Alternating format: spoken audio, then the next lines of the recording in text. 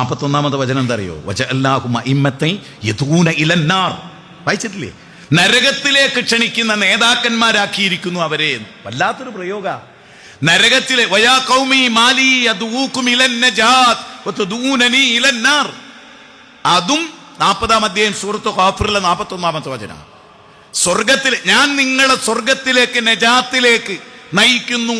മൻ നജാ യാ റസൂൽ. ഏതാ നജാത്ത്? 10-ാം അധ്യായം സൂറത്ത് യൂനുസിലെ 25 പറയും വല്ലാഹു യദൂ ഇലാ ദാരിസ്സലാം. സമാധാനത്തിന്റെ ഭവനത്തിലേക്ക് ക്ഷണിക്കാനാണ് നമ്മളെ നിയോഗിച്ചത്. ഞാൻ ചോദിക്കുന്നു, ഇവിടെ വന്നിട്ട് കുറെ കൊല്ലം ജീവിച്ചവരൊക്കെ ഉണ്ട്. 10 കൊല്ലത്തിലധികം വന്നവരുണ്ടാവും, അതിനെ തൊട്ടടുത്ത് നിൽക്കുന്നവരുണ്ടാവും, പല ടൈപ്പ് ആളുകൾ ഈ കൂട്ടത്തിലുണ്ടാവും. നമ്മളുടെ ജീവിതത്തിൽ ഗൗരവപ്പെട്ടൊരു ദഅവത്ത് ഒഴിവ് കിട്ടിയ സമയത്ത് പോയിട്ട്, ഞാൻ കുവൈത്തിൽ കുറച്ച് കാലം നിന്നിരുന്നു. അപ്പോൾ കുവൈത്തിലെ മലയാളികളുടെ ഗല്ലികൾ ഒരുപാടുണ്ടല്ലോ, എല്ലാ സ്ഥലത്തും ഉണ്ട്, നിങ്ങൾക്കറിയാം. അപ്പോൾ അവിടെയൊക്കെ ഫ്ലാറ്റുകളിൽ ഞങ്ങൾ പോയിരുന്നു. പരിചയപ്പെടാൻ വന്നാണെന്ന് പറഞ്ഞിട്ട് കുട്ടികൾ നമുക്ക് കുറേ ലിസ്റ്റ് തരും പരിചയമുള്ളവരൊക്കെ. അപ്പോൾ അവിടെ ചെന്നിട്ട് കൊളിമ്പല്ലടിച്ച് അവിടെ ഇരുന്നിട്ട് ഇത് ഇന്നാളാണ് ഒരു ആദ്യം എന്നെ പരിചയപ്പെടുത്തും. അപ്പോൾ ചില ആളുകൾക്കൊക്കെ മുസ്ലിങ്ങളാണെങ്കിൽ അവർക്ക് നമ്മളെ പരിചയം ഉണ്ടാവും. അപ്പോൾ കാണുമ്പോൾ തന്നെ അവർ പറയും ഞങ്ങൾ കേൾക്കലുണ്ട് എന്ന് പറഞ്ഞാൽ നമുക്കൊരു അതിലേക്ക് ചെല്ലാനുള്ള ഒരു എളുപ്പമായി. അങ്ങനെ സംസാരിച്ചിട്ട് ഹിദായത്ത് കിട്ടിയ എത്രയോ ആളുകളെ ഞാനിപ്പോൾ ഇവിടെ വന്നിട്ട് ശബ്ദം താഴ്ത്തി പറയും. ഇവിടെ വന്നിട്ട് 2-3 പേരെ കണ്ടു. ഞാനിവിടെ ഉണ്ട് എന്ന് പറഞ്ഞിട്ട് നമ്മുടെ പ്രവർത്തകർ കൊടുത്തിട്ട് നിങ്ങൾ ഏറ്റവും കാണാൻ ആഗ്രഹിക്കുന്ന ആളുണ്ടല്ലോ. ഞാൻ ചോദിക്കുന്നത്, ഈ ഒരു സൗഭാഗ്യം, ഈ ഒരു അനുഗ്രഹം വെറുതെ കിട്ടുമോ? വെറുതെ കിട്ടുമോ? നമുക്കിത് വേണ്ടേ? നമുക്ക് ഈ അവസ്ഥ വേണ്ടേ? ആളുകളോട് പറയണ്ടേ? അസ്ഹാബുൽ കഹ്ഫിന്റെ ഏറ്റവും വലിയ പ്രത്യേകത എന്താ? നഹ്നു നഖുസ്സു അലൈക നബഅഹും ബിൽ ഹഖ് ഇന്നഹും ഫിത്യത്തും ആമനൂ ബിറബ്ബിഹിം വസിദ്നാഹും ഹുദാ വറബത്നാ അലാ ഖുലൂബിഹിം ഇദ് ഖാമൂ ഫഖാലൂ റബ്ബുനാ റബ്ബുസ് സമാവാതി വൽ അർദ്. ആയത്തിന്റെ അവസാനം എന്താ? ആയത്തിന്റെ അവസാനം എന്താ? മിൻ ദൂനിഹി അല്ലേ? അതിലെ ഏറ്റവും പ്രധാന വാചകം എന്താ? അവരുടെ ഹൃദയത്തെ നാം ഉറപ്പിച്ച് നിർത്തി. നിങ്ങൾ ആ ആയത്ത് അർത്ഥം വെക്കും, എങ്ങനെ വെക്കും? നമ്മൾ എഴുന്നേറ്റ് നിന്ന് ആകാശഭൂമികളുടെ റബ്ബാണ് ഞങ്ങളുടെ റബ്ബ് എന്നവർ പ്രഖ്യാപിച്ച കാരണത്താൽ അവരുടെ ഹൃദയത്തെ ഉറപ്പിച്ച് നിർത്തിയെന്ന. അല്ലാഹു അവരുടെ ഹൃദയത്തെ ഉറപ്പിച്ച് നിർത്തിയത് കൊണ്ട് അവരത് അങ്ങനെ പ്രഖ്യാപിച്ചു എന്നല്ല, മറിച്ച് അങ്ങനെ പ്രഖ്യാപിച്ചു, അവർ ക്വാളിറ്റി ഉണ്ടായി. അപ്പൊ അല്ലാഹു എന്ത് ചെയ്തു? വറബത്തിന അലാ ഖുലൂബിഹിം. എങ്കിൽ ഇവിടെ നമുക്ക് എന്താ വേണ്ടത്? നമുക്കത് പ്രഖ്യാപിച്ചിട്ട് പഠിച്ചു നമ്മുടെ ഹൃദയത്തെ. എന്നിട്ട് അവർ പറയുന്നെന്തറിയോ? ആകാശഭൂമികളുടെ റബ്ബാണ് ഞങ്ങളുടെ റബ്ബ്. അങ്ങനെയുള്ള റബ്ബിനെ വിട്ടിട്ട് അള്ളാഹ്ക്ക് പുറമെ വേറുള്ള ഒരാളോട് പ്രാർത്ഥിക്കുക എന്ന അന്യായം ഞങ്ങൾ ചെയ്യുമോന്ന്. അപ്പം അല്ലാത്തവരുള്ള പ്രാർത്ഥന എന്താണ്? അന്യായമാണ്. അങ്ങനെയാണെങ്കിൽ ജിന്നിനെ വിളിച്ച് നമ്മൾ പ്രാർത്ഥിക്കുമോ? ആ അന്യായം ചെയ്യുമോ ഈ തൗഹീദ് പഠിപ്പിക്കപ്പെട്ടൊരു പ്രസ്ഥാനം? ഇത് നമ്മൾ വളരെ ഗൗരവമായിട്ട് മനസ്സിലാക്കണം. ഇനി അള്ളാഹുവിന്റെ ഗ്രന്ഥത്തിൽ മറ്റൊരു സ്ഥലത്തുള്ള ഒരു പരാമർശമാണ് പറയും. ഇബ്രാഹിം നബി അലൈഹി സ്വലാത്തു വസ്സലാമിന്റെ ഇതിലാണ് പറയുന്നത്, ചുരുക്കി പറയാണ്. അപ്പൊ അതിൽ അദ്ദേഹം ബാപ്പാനെ ഫോക്കസ് ചെയ്തിട്ടാണല്ലോ തുടങ്ങുന്നത്. അവിടുത്തെ പ്രയോഗങ്ങൾ നമ്മൾ പലപ്പോഴും കേട്ടിട്ടുണ്ട്. യാ ബത്തി, എൻ്റെ പ്രിയപ്പെട്ട ഉപ്പ, എൻ്റെ പൊന്നച്ച, അങ്ങനെ ഒന്ന് ആക്കി നോക്കി. എൻ്റെ പൊന്നച്ച. ഒരു ക്ഷേത്രത്തിലെ പൂജാരിയുടെ മകൻ, ഒരു ക്ഷേത്രത്തിലെ പൂജാരിയുടെ മകൻ. യാ ബത്തി ഇന്നി ഖദ് ജാഅനി മിനൽ ഇൽമ്. ഞാൻ ചോദിക്കുന്നു, ആ വാചകം വെച്ച് ഞാൻ ചോദിക്കുന്നു. സൂറത്ത് മറിയം 41 മുതൽ 47 വരെയുള്ള വചനം, 19-ാം അധ്യായം. അതിൽ പറയുന്നത്, ബാപ്പ നിങ്ങൾക്ക് കിട്ടാത്തൊരു ഇൽമ് എനിക്ക് കിട്ടിയിട്ടുണ്ട് ഉപ്പ. അവിടെയും വല്ലാത്തൊരു, നിങ്ങളൊരു അറിവില്ലാത്ത ആളാണെന്നല്ല പറയുന്നത്. ബാപ്പ നിങ്ങൾക്ക് കിട്ടാത്തൊരറിവ് കിട്ടിയിട്ടുണ്ട് ഞാൻ നിങ്ങളെ ഹക്കിലേക്ക്. എന്നിട്ട് പറയാണ്, യാ ബത്തി ഇന്നി അഖാഫു അൻ യമസ്സക അദാബും മിനർ റഹ്മാൻ. അത് വല്ലാത്തൊരു വാക്ക്, വേദനാജനകമായ. ഞാൻ ചോദിക്കണം, വേദനാജനകമായ ഒരു ചെറിയ തീപ്പൊള്ളലേറ്റല്ല നമുക്ക് ദുഃഖം ഉണ്ടാവൂലേ? നമ്മുടെ ഒരു സുഹൃത്ത് തീപ്പൊള്ളലേറ്റ് ഹോസ്പിറ്റലിൽ കിടക്കുന്ന ഓടി നമ്മൾ അവിടെ എത്തൂലേ? എത്തും. എന്നാൽ നമ്മുടെ തൊട്ടപ്പുറത്ത് ജീവിക്കുന്ന, തൊട്ട ഫ്ലാറ്റിൽ ജീവിക്കുന്ന, നമ്മുടെ നാട്ടിൽ നിന്ന് വന്ന ഗണേശൻ, അവൻ്റെ ഭാര്യ, മക്കൾ, നമ്മളൊക്കെ ആയിട്ട് നല്ല, അവൻ്റെ കുട്ടികൾ, നമ്മുടെ കുട്ടികൾ ഒരു സ്കൂളിൽ പഠിക്കുന്നു. ജീവിതത്തിൽ എപ്പോഴെങ്കിലും അങ്ങനെ ഒരാളോട് 5 മിനിറ്റ് എനിക്ക് നിന്നോടൊരു കാര്യം പറയാനുണ്ട്, ഞാൻ നിങ്ങൾക്ക് മാതൃകയാകാൻ പറയാം. മനുഷ്യരെ നാം ഒന്ന് നമ്മുടെ ദൈവം ഒന്ന് എന്ന് പറഞ്ഞിട്ട് എൻ്റെ ഒരു പ്രഭാഷണം ഉണ്ടായിരുന്നു. വർഷങ്ങൾക്ക് മുമ്പാണ്, എത്രയോ മുസ്ലിങ്ങൾ കേട്ടതാണ്. തിരുവനന്തപുരത്തുകാരുണ്ടെങ്കിൽ തിരുവനന്തപുരത്താണ് ആ വീഡിയോ ഏറ്റവും കൂടുതൽ ഓടിയത്. അത് ഞാൻ എൻ്റെ വീട്ടിൻ്റെ അടുത്ത് ഞാൻ പഠിച്ച സ്കൂളിൽ ചെയ്തൊരു പ്രസംഗമാണ്. എൻ്റെ നാട്ടുകാർ ഉള്ളവർക്കറിയാം, മന്ത്യാട്ടി ഒരു സ്കൂളുണ്ട്. ആ സ്കൂളിൽ ഞാൻ പഠിച്ച കാലത്തുള്ള ആളുകളെയും എൻ്റെ നാടിൻ്റെ പരിസരത്തുള്ള മുഴുവൻ അമുസ്ലിങ്ങൾക്കും ഞാൻ അന്ന് തയ്യാറാക്കിയ കത്തിൻ്റെ ഉള്ളടക്കം ഇങ്ങനെയായിരുന്നു: പ്രിയ സുഹൃത്തുക്കളെ, ഞാൻ നിങ്ങളുടെ മുജാഹിദ് ബാലുശ്ശേരി. നിങ്ങൾക്ക് എന്നെ അറിയാം, നിങ്ങളിൽ പലരെയും എനിക്കും അറിയാം. ഞാൻ എൻ്റെ വീട്ടിൽ കൂടുന്നതിന് നിങ്ങളെ ക്ഷണിച്ചാൽ നിങ്ങൾ വരും എന്നെനിക്ക് ഉറപ്പുണ്ട്. ഞാൻ എൻ്റെ കല്യാണത്തിന് നിങ്ങളെ ക്ഷണിച്ചാൽ നിങ്ങൾ വരും എന്നെനിക്ക് ഉറപ്പുണ്ട്. ഞാൻ നിങ്ങളെ എൻ്റെ ഒരു പ്രഭാഷണം കേൾക്കാൻ ക്ഷണിക്കുന്നു, നിങ്ങൾ വരില്ലേ? അതായിരുന്നു കത്ത്. നിങ്ങൾക്ക് ആ വീഡിയോകൾ നെറ്റിൽ സെർച്ച് ചെയ്ത മനുഷ്യരെ നാം ഒന്ന് നമ്മുടെ ദൈവം ഒന്ന് എൻ്റെ നാട്ടിൽ നടത്തിയൊരു പ്രസംഗമാണ്. എൻ്റെ നാട്ടുകാരെ മുഴുവനും എനിക്ക് തൗഹീദ് കൽപ്പിക്കാൻ കഴിയും. ശേഷം ഞങ്ങളുടെ നാട്ടിൽ ഞങ്ങളുടെ പള്ളി ഉദ്ഘാടനം വന്നു. അന്നും മറ്റേ സ്വാമീൻ്റെ പേരെന്തായിരുന്നു?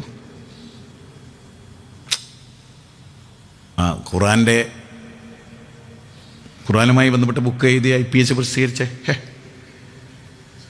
ശക്തിബോധിനി, എന്താ ശക്തി അതെ അതെ അതെ അദ്ദേഹത്തെ ക്ഷണിച്ചു നമ്മൾ.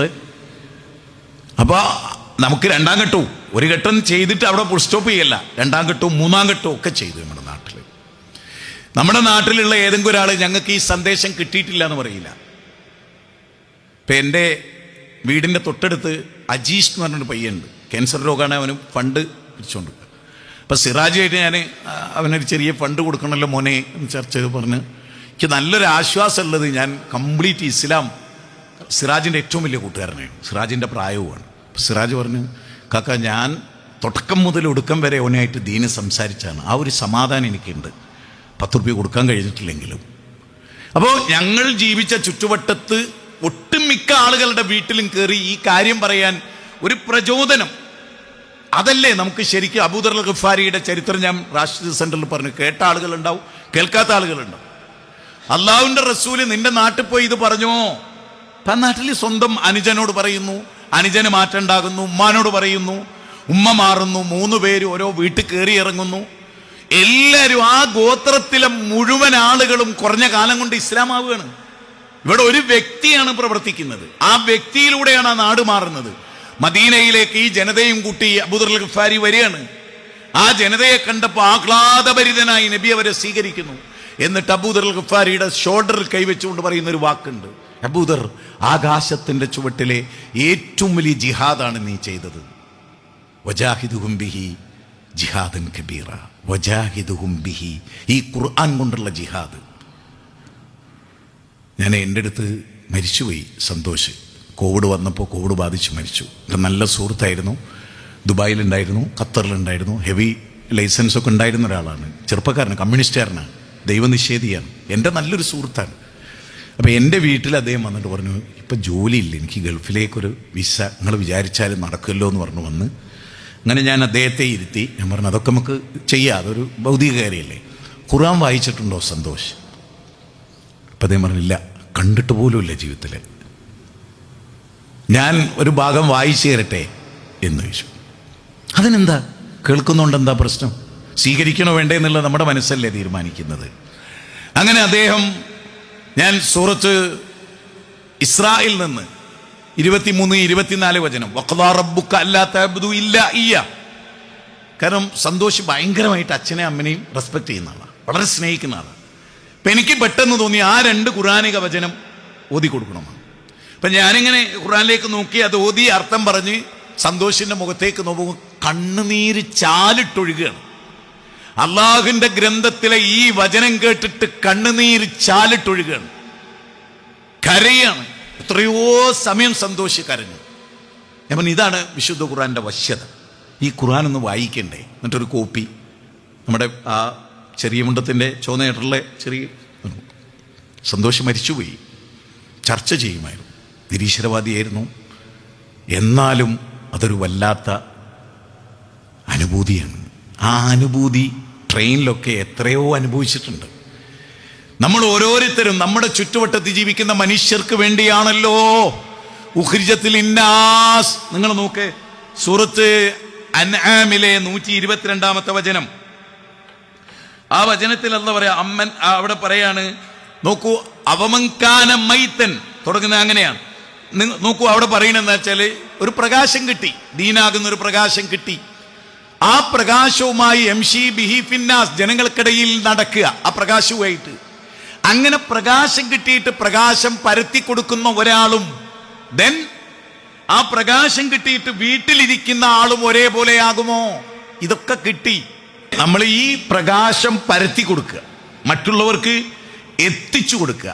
അങ്ങനെ എത്തിച്ചു കൊടുക്കുമ്പോൾ ഉണ്ടാകുന്ന ഒരുപാട് വലിയ കാര്യങ്ങൾ ലോകത്തുണ്ട്. ഒന്ന് പകർത്തി അങ്ങനെ പോകുന്നതിന്. എന്നാൽ ഇരുട്ടത്ത് ഇതുമായിട്ട് കഴിയുന്ന ആള്, ഇതൊന്നും എത്തിച്ചു കൊടുക്കാത്ത ആള്, ആ ആളും ഇവരും തമ്മിൽ വലിയ വ്യത്യാസമുണ്ട്. ആ വ്യത്യാസം നമ്മൾ ശരിക്കും മനസ്സിലാക്കാൻ ജീവിതത്തിലുണ്ടാകുന്ന ഓരോ അനുഭവങ്ങൾ നമ്മെ അതിന് പ്രേരിപ്പിക്കും.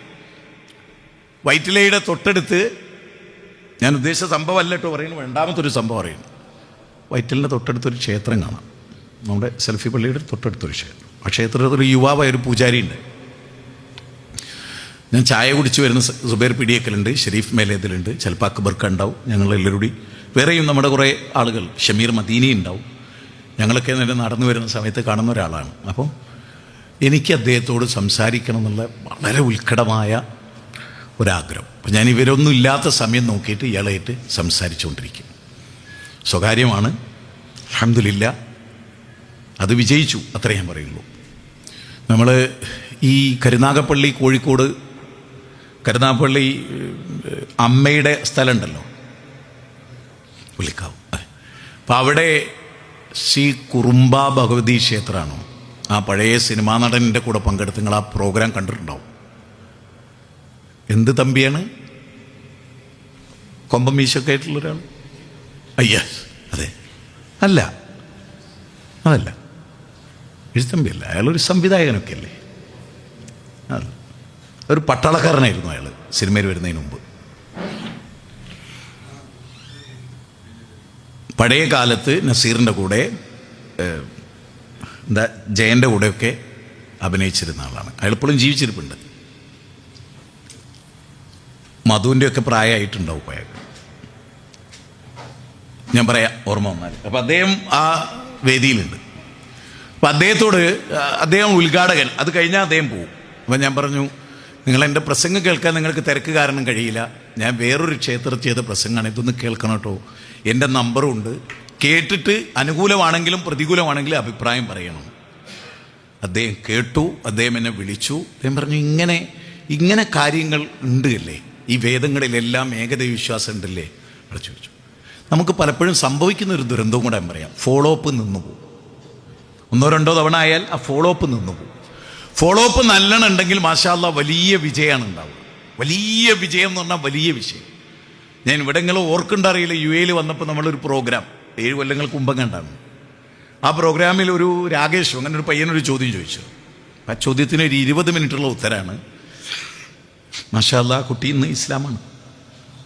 ദാറുൽ ബിറിൽ പോയി, അന്ന് ഷമീർ എന്ന് പറഞ്ഞിട്ടൊരാളില്ലായിരുന്നു അവിടെ, ഷമീർ എന്ന് പറഞ്ഞിട്ട് ദാറുൽ ബിറിൽ മലയാളികളെ, റഫീഖ് അല്ല, ഷമീർ അല്ല, റഫീഖ്, യെസ്, 13. ഞാൻ പറയുന്നത്, അള്ളാഹു വെളിച്ചം നൽകാൻ ആഗ്രഹിച്ചാൽ അതിന് നമ്മൾ ആ വെളിച്ചവുമായി ചെന്ന് കൊടുക്കുക എന്നുള്ള കാര്യമുണ്ടല്ലോ, അതൊരു ചെറിയ കാര്യമേ അല്ല. ഓരോരുത്തർക്ക് ലഭിക്കുന്ന ഒരു വെളിച്ചം. അതുകൊണ്ട് ഇവിടെ നമ്മൾ ഉറച്ച തീരുമാനം എടുക്കുക. ഉറച്ച തീരുമാനം എന്താണെന്ന് വെച്ചാൽ, നരകം ശരിക്ക് എഫക്റ്റ് ചെയ്തവർക്കേ ദേവത്ത് നടത്താൻ കഴിയും. ഞാൻ പറഞ്ഞില്ല, ഞാൻ ഇങ്ങോട്ട് കയറി വരുമ്പോൾ ഒരു സംഭവം പറഞ്ഞു. ഇങ്ങോട്ട് കയറി വരുമ്പോൾ നമ്മുടെ പ്രവർത്തകരോട്, ഉമർ മൗലവി അദ്ദേഹത്തിൻ്റെ ഓർമ്മകളുടെ തീരത്ത് വായിച്ചവരൊന്ന് കൈവന്തിക്ക്. ഈ കൈയൊന്തിച്ചോലെ എന്നെ കുറച്ചേ വായിച്ചിട്ടുള്ളൂ, ഫുള്ള് വായിച്ചിട്ടുണ്ടോ? കുറ്റമല്ല കേട്ടോ, നിങ്ങൾ വായിച്ചില്ല എന്നുള്ളത് കുറ്റം, പക്ഷെ നിങ്ങൾ വായിക്കണം. ഞാൻ പല പ്രസംഗത്തിനും പോകുമ്പോൾ ഉമർ മൗലവിൻ്റെ ചില ഏരിയകൾ മാത്രമേ ഞാൻ വായിക്കൂ. ഭയങ്കര ആവേശവും ഭയങ്കര മോട്ടിവേഷനാണ് അത്. അപ്പോൾ ഉമർ മൗലവി ആരാന്ന് ശരിക്കും ചിന്തിച്ചാൽ, പണ്ഡിറ്റ് ജവഹർലാൽ നെഹ്റു നേരിട്ട് ഹസ്തദാനം ചെയ്ത് പ്രശംസിച്ച മനുഷ്യനാണ് ഉമർ മൗലവി. അതറിയോ? ആ സംഭവം അറിയോ? അദ്റൂഫ് മദീനി ഉണ്ടായിരുന്നു മുമ്പ്, വലിയ പണ്ഡിതനാണ്. അദ്ദേഹവും ഉമർ മൗലവി ഒന്നിച്ചായിരുന്നു പഠിച്ച്. ഈ അദ്റൂഫ് കൊല്ലപ്പെടുക ചെയ്ത്, രാജകൊട്ടാരത്തിലൊരു ഇഷ്യൂ ഉണ്ടായിട്ട് കൊല്ലപ്പെടുക ചെയ്ത്. അപ്പോൾ അദ്ദേഹവും ഉമർ മൗലവിയൊക്കെ അവിടുന്ന് കോഴ്സ് പൂർത്തിയായി നാട്ടിലേക്ക് മടങ്ങുന്നതിൻ്റെ ഇടയ്ക്ക് പ്രഥമ പ്രധാനമന്ത്രിയായ പണ്ഡിറ്റ് ജവഹർലാൽ നെഹ്റു സൗദി അറേബ്യ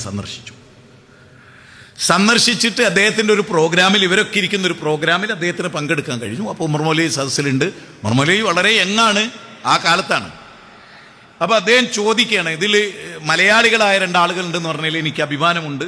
അങ്ങനെ അദ്ദേഹത്തിൻ്റെ ഫ്രണ്ട്സിനെ കുറിച്ചൊക്കെ സൂചിപ്പിച്ചു. കൂട്ടത്തിൽ അദ്ദേഹം ചോദിച്ചു, അദ്റൂഫ് മൗലവിനോട് ചോദിച്ചു, നിങ്ങൾക്ക് എന്താണ് ആഗ്രഹം? അദ്ദേഹം പറഞ്ഞു, ഞാൻ ഇവിടെ പഠിച്ച ആളാണ്, എനിക്ക് ഈ യൂണിവേഴ്സിറ്റി തന്നെ തുടരാനാണ് ഇഷ്ടം. ഇനി ഞാൻ പറയുന്ന പോയിന്റ് സൂറത്ത് അൻആമിലെ 122 ബേസ് ചെയ്തിട്ടുള്ള കാര്യമാണ്. ഉമർ മൗലവിനോട് നമ്മുടെ പ്രധാനമന്ത്രി ചോദിക്കുകയാണ്, നിങ്ങളൊന്ന് ആലോചിച്ച് നോക്കണം ഉമർ മൗലവി ആരാണെന്നില്ല, എന്താകാനാണ് ആഗ്രഹം? അപ്പൊ ഉമർ മൗലവി പറഞ്ഞു, ഞാനൊരു ഇരുട്ടിൽ നിന്ന് വെളിച്ചത്തിലേക്ക് വന്ന ആളാണ്. ഇവിടെ വന്ന് എനിക്ക് എമ്പാടും വെളിച്ചം കിട്ടി. എനിക്ക് കിട്ടിയ ഈ വെളിച്ചം ഇരുട്ടിൽ കഴിയുന്ന എൻ്റെ നാട്ടുകാർക്ക് പകർന്നു കൊടുക്കുക എന്നതിനേക്കാൾ വലുതായി ഞാൻ ഒന്നും കാണുന്നില്ല. പണ്ഡിറ്റ് ജവഹർലാൽ നെഹ്റു പറഞ്ഞെന്തറിയോ, ഉൾക്കാമ്പുള്ള ഒരു വ്യക്തിക്കല്ലാതെ ഇങ്ങനെ പറയാൻ കഴിയില്ല. ഓർമ്മകളുടെ തീരത്തിൽ അതുണ്ട്. അതും കൂടി പറഞ്ഞുതരാം, ഇവിടെ വായിച്ചോളി. ഓർമ്മകളുടെ തീരത്ത് നമ്മുടെ പരിഭാഷൻ്റെ ഒക്കെ തൊട്ടടുത്ത് വെക്കേണ്ട ഒരു സാധനം. അതെന്തിനാ? ചില സ്വഹാബിമാരുടെ ചരിത്രമൊക്കെ കേൾക്കുമ്പോൾ നമുക്ക് കിട്ടുന്നൊരു സംഗതി ഉണ്ടല്ലോ, അതുപോലെ. എന്നിട്ട് ഉമർ മൗലവി നാട്ടിലേക്ക് മടങ്ങി. ഉമർ മൗലവി മുഖാന്തരം ഇസ്ലാം സ്വീകരിച്ച ആളുകളുണ്ട്. ഉമർ മൗലവി സൽസബിയിൽ കോളം നിരത്തി യുക്തിവാദികൾക്ക് അവസരം കൊടുത്ത് ഇസ്ലാം സ്വീകരിച്ചവരുണ്ട്. ഇപ്പം നമ്മുടെ അന്താരാഷ്ട്ര ബുക്ക് ഫെയറിൽ ഡോക്ടർ ഉസ്മാൻ സാഹിബിൻ്റെ ബുക്ക് പ്രസിദ്ധീകരിക്കുന്നു കേട്ടപ്പോഴാണ് ഞാനിങ്ങോട്ട് വന്നത്. മുമ്പ് വായിച്ച സൽസബിയിലെ കോപ്പി ഇപ്പം കയ്യിലില്ല. ആ ലേഖനം ക്രോഡീകരിക്കപ്പെട്ട പുസ്തകം ഇറങ്ങിയെന്ന് കേട്ടപ്പോൾ അത് വാങ്ങാൻ വേണ്ടി വന്ന ആളാണ്. എന്ന് പറഞ്ഞാൽ അത്രയും അള്ളാഹു എന്ന് പറഞ്ഞൊരു പുസ്തകത്തിലുണ്ട്, യുക്തിവാദികൾക്ക് മറുപടി കൊടുത്തിട്ടുണ്ട്. ഡോക്ടർ ഉസ്മാൻ സാഹിബിൻ്റെ അന്ന് ഇത്ര കട്ടിയുള്ളൊരു ബുക്കായിരുന്നു. ആ ബുക്കിൻ്റെ വിവിധ ഭാഗങ്ങളാണ് ഇതിലുള്ളത്. പഴയ കാലത്ത് വായിച്ച ഓർമ്മകളാണ്. ചെറിയ മുണ്ടത്തിൻ്റെ 28 പുസ്തകമാണ്. പ്രൗഢമായ പുസ്തകങ്ങൾ ഉണ്ടായിരുന്നു. എത്ര പേർക്കത് വായിക്കാൻ കഴിഞ്ഞു അറിഞ്ഞുകൂടാ. സെയ്ദ് മൗലവി രണ്ടത്താണി ഉമർ മൗലവി പറയാണ്, സെയ്ദ് രണ്ടത്താണി അറിയാലോ, രണ്ടത്താണി ഇന്നില്ല. രണ്ടത്താണി പുത്തൻതാണി ഒക്കെ പോയി. ഹൈവേ വികസിച്ചപ്പോൾ ടൗണിനെ തിരിച്ചറിയണ്ടായി. ചേലേമ്പ്ര ഇന്ത്യയിലെ ഏറ്റവും വലിയ ബാങ്ക് കൊള്ള നടന്ന ചേലേമ്പ്ര എന്ന് പറഞ്ഞൊരു നാട് ഉണ്ടോയെന്ന് പൈലോട് പോയാൽ അങ്ങനെ ഒരു നാടുള്ള ഒരു അടയാളവും ഇല്ല. ഭയങ്കരമാണ്. ഒരു നാട് നിഷ്കാസിതമായി പോവുകയാണ് ചരിത്രത്തിൽ നിന്ന്. വികസനം കൊണ്ടാണ്. ഒന്ന് ചീയുമ്പാണല്ലോ ഒന്നിന് വളാകുക. അങ്ങനെയാണല്ലോ. ഒരു നാട് ചീഞ്ഞു പോവുക, ആ നാട്ടിൽ വലിയൊരു റോഡ് ഉണ്ടാകുക, അത്രയേ ഉള്ളൂ. ഏതോ ആവട്ടെ, ആ ഹൈറുകളൊക്കെ ഉണ്ടായല്ലോ. അപ്പം ഞാൻ പറഞ്ഞു വരുന്നത്, രണ്ടത്താണി സെയ്ദ് മൗലവി പനി പിടിച്ച് കിടക്കുമ്പോൾ ഉമർ മൗലവി ചെല്ലുകയാണ്. ഒരു തുണിസഞ്ചി ഉണ്ടാകുകയായിരുന്നു ഉമർ മൗലവിൻ്റെ കണ്ടവർക്കറിയാം. അപ്പോൾ അവിടെ ചെന്നപ്പോൾ സെയ്ദ് മൗലവി പനി പിടിച്ച് കിടക്കുകയാണ്. ചെറിയ ചില്ലറ പൈസ പിരിച്ചെടുത്തിട്ടാണ് സെയ്ദ് മൗലവിനെ ഉമർ മൗലവി ഹോസ്പിറ്റലിൽ കൊണ്ടുവന്നത്. ഈ സെയ്ദ് മൗലവി പൊന്നാനി പ്രസംഗിക്കുമാണ് അവിടുത്തെ ആളുകൾ മാലപ്പടക്കം ചാർത്തിയതും അദ്ദേഹം ബോധം കെട്ട് ഓവുചാലിലേക്ക് വീണതും അദ്ദേഹത്തെ ഹോസ്പിറ്റലിൽ ചെന്ന് സഖാവ് ഇമ്പിച്ചി ബാബ സാഹിബ് കാണുന്നതും കണ്ടിട്ട് അദ്ദേഹം ചോദിച്ചു, കുറ്റവാളികൾ ആരാണ്? അദ്ദേഹം പറഞ്ഞു, എനിക്കറിയാം, ഞാൻ പറയില്ല. അള്ളാഹു മുഫ്രിലി ഖൗമി ഇന്നഹു ലാ യഅലമൂൻ എന്നാണ് എനിക്ക് പറയാനുള്ളത്. അള്ളാഹ് അവർക്ക് പുറത്തു കൊടുക്കട്ടെ, അവർക്ക് വിവരമില്ലാത്തതുകൊണ്ടാണ്. അന്ന് പ്രതിഷേധ പ്രസംഗത്തിൽ സഖാവ് ഇമ്പിച്ചി ബാബ സാഹിബ് പറഞ്ഞു, ലോകത്തൊരുപാട് മഹാന്മാരെ ഞാൻ കേട്ടിട്ടുണ്ട്, ഒരു മഹാന്റെ അടുത്തു നിന്നാണ് ഞാനിപ്പം വരുന്നത്. ശരിക്കും സെയ്ദ് മൗലവിൻ്റെ ജീവിതം ക്രോഡീകരിക്കപ്പെട്ടിട്ടുണ്ട്. KP ഉമർ മൗലവിൻ്റെ ജീവിതം ക്രോഡീകരിക്കപ്പെട്ടിട്ടുണ്ട്. AP അബ്ദുൽ ഖാദർ മൗലവിൻ്റെ ജീവിതം ക്രോഡീകരിക്കപ്പെട്ടിട്ടുണ്ട്. ഒദായിയുടെ ഇസ്ലാഹി പ്രസ്ഥാന ചരിത്രം ക്രോഡീകരിക്കപ്പെട്ടിട്ടുണ്ട്. ഇതെല്ലാം ഒന്ന് വാങ്ങണം. ശരിക്കും നമ്മൾ വിസ്തക്കാരാന്ന് പറയുമ്പോൾ നമ്മളെന്താ പറയുന്നത്? 100 കൊല്ലത്തിൻ്റെ പാരമ്പര്യം അവകാശപ്പെടാനുള്ളവർ ഞങ്ങളാണ്. എങ്കിൽ ആ പുസ്തകം ഒരു പ്രസിദ്ധീകരിച്ചാലും വായിക്കേണ്ടതാരാ? നമ്മളാണ്. മറന്നു പോരുത്. എപ്പോഴെങ്കിലും നാട്ടിൽ വരുമ്പോൾ എൻ്റെ വീട്ടിൽ വന്ന ഈ പുസ്തകത്തിനൊക്കെ ഒരു എക്സ്ട്രാ കോപ്പി ഉണ്ടാവും, അത് ഞാൻ തരും. ഞാൻ തമാശല്ല, എത്രയോ ആൾ കൊണ്ടുപോയി 3-4 കോപ്പി ഉണ്ടാവും. ഇപ്പം കൊയിലാണ്ടി ഒരു പുതിയ ലൈബ്രറി തുടങ്ങിയിട്ട് അവിടേക്ക് കൊണ്ടുപോയി കഴിഞ്ഞ ആഴ്ച വന്നിട്ട്. ഇപ്പം ഞാൻ പറയുന്നത്, വായന ഒരു വലിയ കാര്യമാണ്. ഒരു ദായിയെ സംബന്ധിച്ചിടത്തോളം, ഒരു പ്രബോധകനെ സംബന്ധിച്ചിടത്തോളം അയാൾക്ക് എന്ത് കുറ്റബോധം ഉണ്ടാവണമെന്നറിയോ? ഞാൻ ഉറച്ചു പറയുന്നത്, ലൊഹുറിസ്കരിച്ചില്ലല്ലോ പടച്ചോനേന്നുണ്ടാവുമ്പോൾ അത് കളാവുമ്പോഴൊരു കുറ്റബോധമല്ലേ? അതുപോലെ പടച്ചോനെ ഒരു പുസ്തകം വായിച്ചില്ലല്ലോ. ഷെയ്ഖുൽ ഇസ്ലാം ഇബ്നു തൈമിയെ പറ്റി പറയാണ്, വായിക്കുകയാണെങ്കിൽ ശൈഖുൽ ഇസ്ലാം ഇബ്നു തൈമിയ വായനയല്ലാതെ നിസ്കാരം പോലും ഇല്ലാത്ത മനുഷ്യനാണെന്ന് ലോകം പറയുമായിരുന്നു. അത്ര ഇൻവോൾവ്ഡ് ആയിരുന്നു വായനയിൽ. ഇമാം ബുഖാരിയെ 100 ഹദീസുകൾ അല്ലേ സനദും അതൊക്കെ തെറ്റിച്ച് പറഞ്ഞിട്ടും അത് കറക്റ്റ് ചെയ്ത് കൊടുക്കുകയാണ് ഇമാം ബുഖാരി.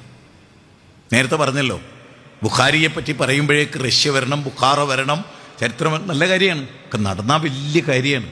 ഇപ്പം നേരത്തെ പറഞ്ഞല്ലോ കുതിരയെ പറ്റി തിരുവനന്തപുരത്ത് നടത്തിയൊരു പ്രസംഗം, അത് തിരുവനന്തപുരം മൈതാനത്ത് നടത്തിയൊരു പ്രസംഗമാണ്, നായനാർ പാർക്കിൽ നടത്തിയൊരു പ്രസംഗം. അത് ഞാൻ പറയുന്നത് തിരുവനന്തപുരത്ത് ഒരു പെൺകുട്ടിയാണ് അത് ചെയ്യുന്നത്. ആ പിക്ചറും അതൊക്കെ കൊടുത്തിട്ട് ഞാൻ പറയുന്നത് നമുക്ക് ഒരുപാട് ദൗത്യങ്ങളുണ്ട് എന്നാണ് ഞാൻ പറഞ്ഞതിൻ്റെ ആകത്തുക.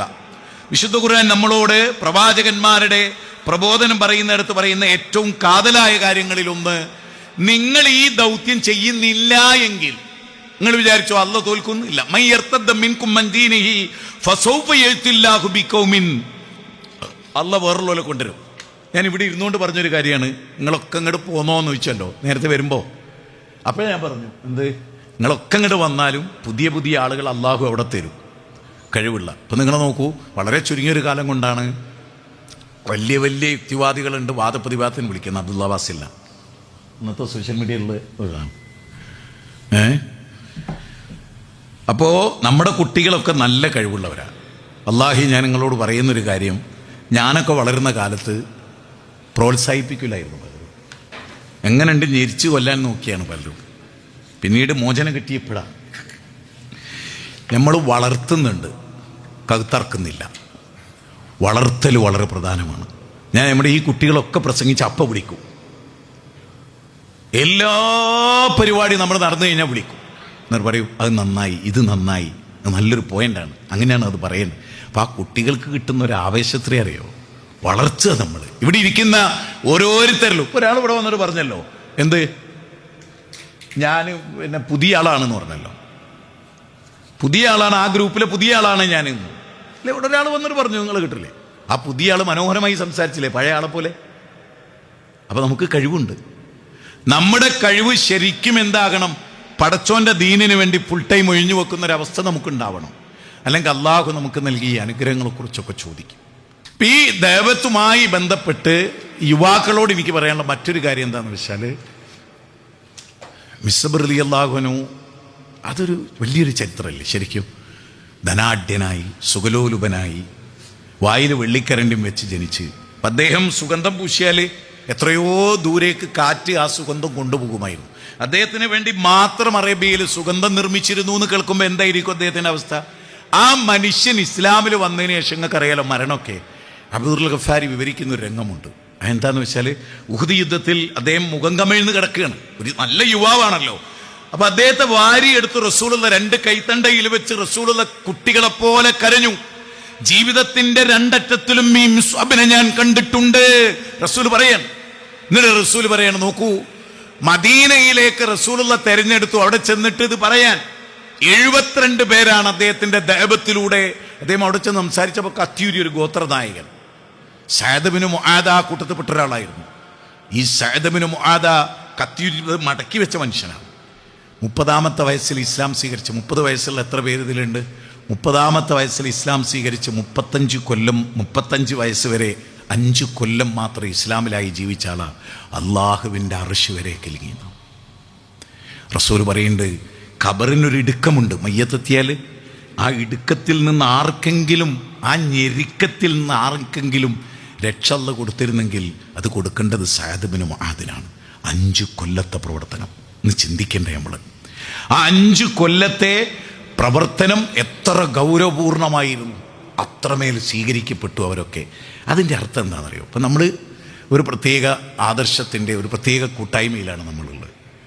നമുക്ക് നമ്മെ തൃപ്തിപ്പെട്ടിട്ടുണ്ടോ? ഇപ്പോൾ ഇവിടെ പറഞ്ഞു വരുന്നത്, ഈ ആളുകളൊക്കെ ചുരുങ്ങിയൊരു കാലയളവിൽ ഇങ്ങോട്ട് വന്നിട്ട് വലിയ കർമ്മങ്ങൾ ചെയ്ത്, അബൂ ഹുറൈറ മരിക്കാൻ കിടക്കും ചോദിക്കേണ്ടത് എന്തിനാ കരയുന്നതെന്ന്. അപ്പം അദ്ദേഹം പറയുന്നുണ്ട്, പാതയം വളരെ കുറവാണ്, ഖബറിലേക്കുള്ള ദൂരമാകട്ടെ വളരെ ചെറുതും.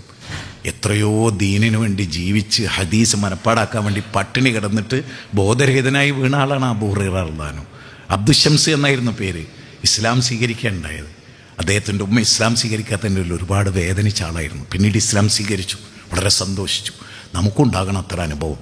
അമ്മായിയും മൂത്താപ്പ മക്കളൊക്കെ ചിലപ്പോൾ ദർഗയിൽ ടൂർ പോകുന്നവരൊക്കെ ആയിരിക്കും. അവരോടൊക്കെ ഇത് പറയാൻ ചിലപ്പോൾ ഇതിലിരിക്കുന്ന ആളുകൾ നമുക്ക് അല്ല തരിക, ഒരുപാട് ചാൻസുകൾ തരിക സ്വർഗം കിട്ടാൻ വേണ്ടിയിട്ട്. അനവക്കാഫിൽ യതീമി ഫിൽ ജന്നത്തി ഹാക്കഥ. അച്ഛനില്ലാത്ത ബാപ്പയില്ലാത്ത മക്കളെ എടുത്ത് സംരക്ഷിക്കുക, ഒരുപാട് കാര്യങ്ങളിൽ മാതൃകയാകുക, അള്ളാഹുവിന് ഏറ്റവും ഇഷ്ടപ്പെട്ട ആളുകളാകുക. സലാമുൻ അലൈക്കും ബിമാ സബർത്തും, ക്ഷമിച്ചത് കൊണ്ട് സ്വർഗത്ത് പോയിക്കോളൂ എന്ന് പറയാ. ഇർജി ഇല റബ്ബിക്ക് റാളിയത്ത മർലിയ എന്ന് പറയാ. 89-ാം അധ്യായം 27, 28, 29 വചനം. തിൽക്കദ്ദാറുൽ ആഖിറത്തു നജ്അലുഹ ലില്ലദീന ലാ യുരീദൂന ഉലുവൻ ഫിൽ അർളി വലാ ഫസാദ. 28-ാം അധ്യായം സൂറത്ത് ഖസസിന്റെ 83-ാമത്തെ വചനം.